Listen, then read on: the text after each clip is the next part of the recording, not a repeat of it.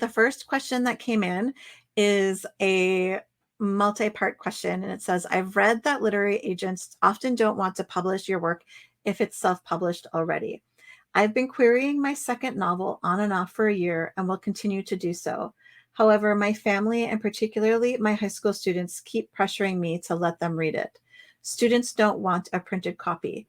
Do you think it would work against me if I self-published for personal use only?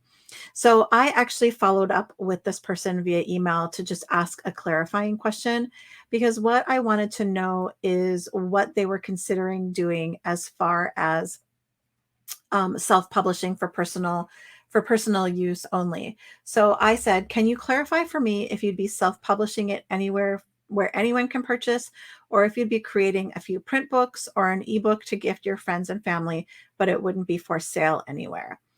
And the person responded and said, "I guess I'm looking at both options.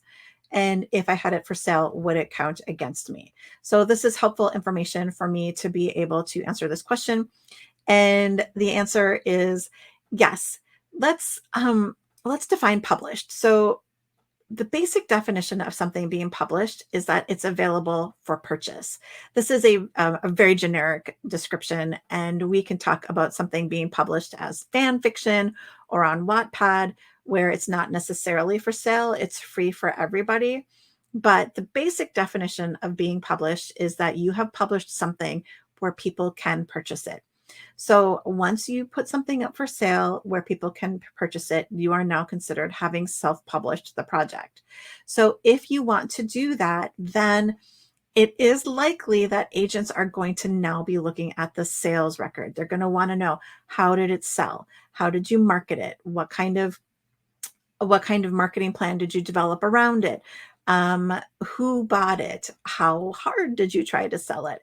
It is now considered part of your backlist, and it is considered previously published. It is a lot harder to get a book that's been previously published into literary agents' interest and then into a traditional publisher than it is a book that hasn't been published at all. Now, of course, we can all think of exceptions where something has been previously published and then previously self-published, and then a publisher picks it up. But those usually have a certain very specific parameter of circumstances around them. So for instance, if we're looking at somebody like Ruby Dixon, who has had her Ice Barbarian Planets. I'm messing up the title, but that those books picked up by Berkeley in order to republish in print. That's quite different. I know that there's an author who self-published a fantasy book that recently got picked up by Tor. So he unself-published it, and now it's being published by Tor. Those things do happen, but in both of those cases, they were TikTok book sensations. And in the past, when something like this has happened, it's because the book has broken out in some way, and a publisher wants to get not just that book on their publishing list, but usually unpublished follow-up books as well. So it's those, again, very specific circumstances. So yes, if you previously published a book, my advice is almost always going to be, don't query that book, because you're not going to have a lot of luck with it. Now, sometimes publishers will overlook previously published if it's something that they really want, that really stands out to them, and they feel like they can get you in front of the market and you didn't sell very many copies. And they go, well, that's actually good because we can put a new cover on this, put a new book description, re-edit it, and put it out to an audience almost as if it's a brand new book. But again, these are all very specific cases. And in most cases, as soon as an agent or a publisher sees the words previously published, we kind of go, okay, maybe not.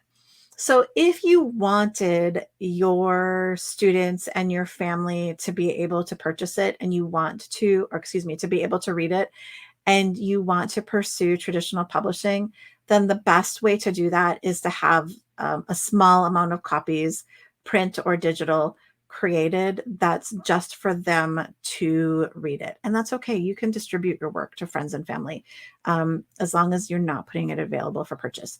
So hopefully that answered your question. And if you have any follow-up questions, please let me know either in the comments of this video here on Facebook or on YouTube, depending on where you're viewing it.